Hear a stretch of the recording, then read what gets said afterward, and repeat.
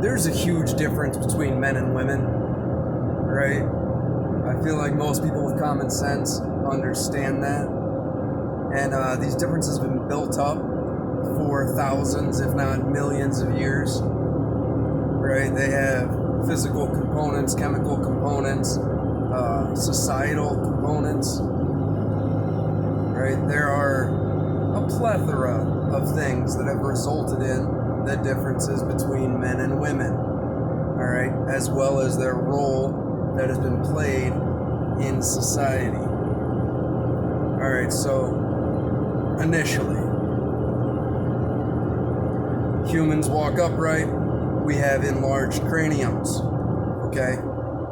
This means that skulls got bigger around the same time that birthing canals shrank. This means that human infants are born in a state of immaturity, right? So they are relatively helpless, right? An infant will die without its mother's care. At the same time, nature is brutal. There are many things that would try to intentionally take a baby from its mother, right?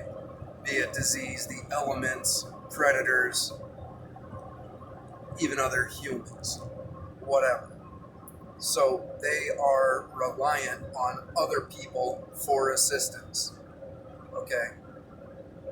Usually males who do not have any type of issue in reproduction, right? Because women are essentially crippled. Their entire bodies change. Their skeleton changes, right? Their organs rearrange. And then they have a potential lethal birthing process, right? Shrinking of the birth canal, enlarging of the cranium.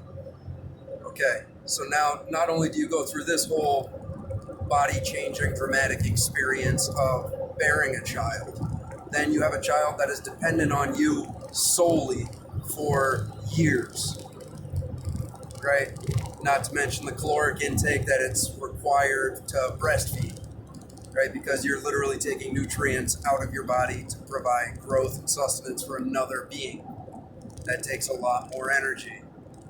All right, so women are attracted to men who are able to provide them with security, protection, food, maybe loyalty, right? Somebody who is responsible, somebody who is capable, all right? And these things are reflected in what women are attracted to. All right, men want women who are fertile, who are capable, and who are symmetrically set up, right? Symmetry is beauty, right? That means that your child's not going to be deformed. You're built in order to deliver the child with likelihood of success. So wider hips, larger breasts, whatever. And so men are attracted to young, fertile females, basically irregardless. And that's just statistically proven. Whereas women are attracted to men who are successful and slightly dominant, right? Preferably physically adept, right? But the primary being is that you can provide security, stability, and all that fun, right? That's why a guy who has millions of dollars is more attractive to more women than a woman who has millions of dollars is has men that are attracted to her, right? It's more attractive for a man to be successful financially, right, than it is for a woman to be attracted to men, you know? There are a lot of different things, like women appraise men through a woman's eyes, what they want or what they're looking for, and men try to do the same thing but with women, right? Like men want to get all jacked and be like, yeah, I'm going to be physically attractive and that's going to get me the most women, because men care a lot about physical attraction, right? So they think, oh man, I don't get it, I have muscles, how come this hot chick's dating this ugly dude? Well, because he provides in a way that you do not. Now, there's been a whole lot flipped on its head in recent time, and it's been done periodically throughout history as well, just insofar as gender roles, and you see the demonizing of toxic masculinity and all of that fun. Not to mention the fact that there's, the romantic graphic novels or romantic novels that women devour in tremendous amounts. Though those figures are not effeminate men, right? They don't emotionally break down and cry throughout the book.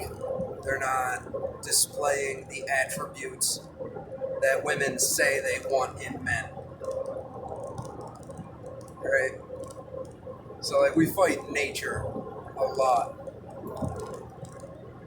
and I feel like this is a huge issue. Women want to judge men by women's standards, and men want to judge women by men's standards, and it just overall brings about an unhappiness within the population. And I feel like all of us as individuals need to try to examine our interpretation or our perceptions on this subject. Like, try and examine the influences you've had in your life, both male and female, at different time periods, like your relationship with your parents or whoever. Try and go back and analyze your memory for just how these things have influenced you and how your gender influences you. Now, I don't think that it should be a huge primary thing. Like, the people who take their gender and they make their entire identity about that kind of comes from a lack of just being.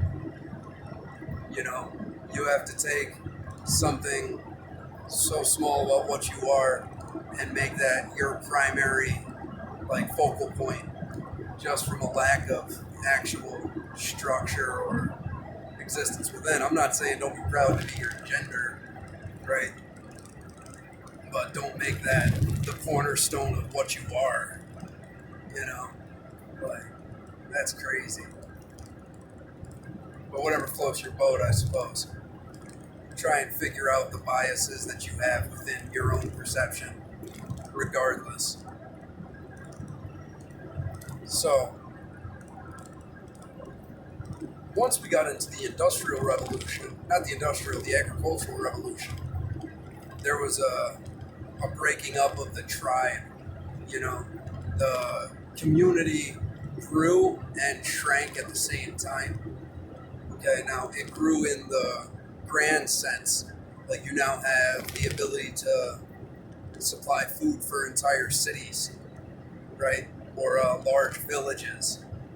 But it also shrank. Like, instead of living in a community, close-knit tribe, you're living in a village where families are broken up into individual houses or farmsteads, right? And it's not as much of the extended tribal sense. It's more just immediate family. And now you need many hands to till, and then you got to plant more because you have more mouths to feed. So women went from in the tribal sense, it was you weren't just pumping out kids, right? Because they are difficult to take care of. They slow down the whole group, right? And so you didn't see an explosion in the human population until the agricultural revolution, where it became beneficial to have more and more children. And not to mention, you can now make things like gruel to feed infants instead of having to breastfeed all the way up through to early childhood. You could almost wean them off. And you see that now with formula and all that fun. Right, so as we switched to an agricultural society, women basically became just pregnant all the damn time, right? So you go from this kind of independent tribe where you would be doing a lot of the artisan work, crafting baskets, gathering, tending to the children, obviously, not necessarily hunting and going out in like the men were with spears and all of this. But women definitely were getting shit done. in those communities. And then they went to full-time mothers where they're just cranking out as many kids as they can in order to have more hands on in the fields. And so the role really altered a lot from tending to the village, helping other women with their children, gathering, going out and searching for food, like a real made a transition where they were fully dependent on their husbands, right, on their menfolk, because they're literally in a state of pregnancy continually. And then not only that, you have all of these children to attend to. And so like the role of women shifted dramatically. They did of men as well, because now you're doing remedial tasks, you're working in the fields, right? You're pulling stone, you're plowing, you're harvesting, you're doing grueling tasks, and you're now dealing with slip discs and arthritis and all this fun, right? So it wasn't exactly a smooth transition, you know. And then you got into the industrial age, right? And you have all the factories and all of this fun, and then women are told that now you can work, right? You know, we come into the time of the nuclear home, where you have so many more items that you need to acquire, right? And this is basically the remedy for what do you do with all this industry? Well, you produce a bunch of stuff. Well, what do you do with the stuff that you produce? Well, you create a nation of consumers, right? And now, so women became the driving force for consumption, right? Because you need a duvet, and you need all of this like knickknacks, and you need to have this stuff in the kitchen, and you need to have all of that, right? So like women have really geared towards the like they fill the house with shit. I'm not saying that that's a bad thing, but the majority of advertisements and sales and all of that were geared towards women. Because even if the guy was going out making the money, he would spend the money on things that would make women happy, right? Because women have been making men feel insecure and having to vie for their attention for as long as there have been men and women, right? And that's the role that they've played. So it's not that they haven't had power in society, because women have always had power over men to a large degree, right? And that in its way has shaped all of society. Right? You have some of the most powerful men in history that are brought down by women. So, this is important.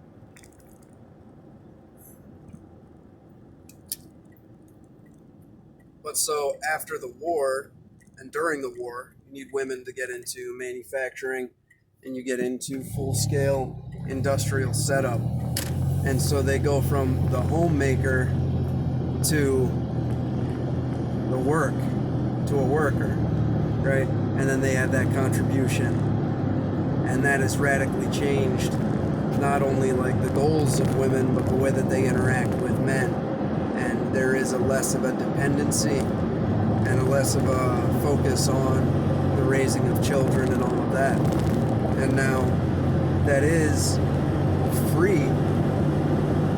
Women are more free, but it's debatable whether or not they're more happy.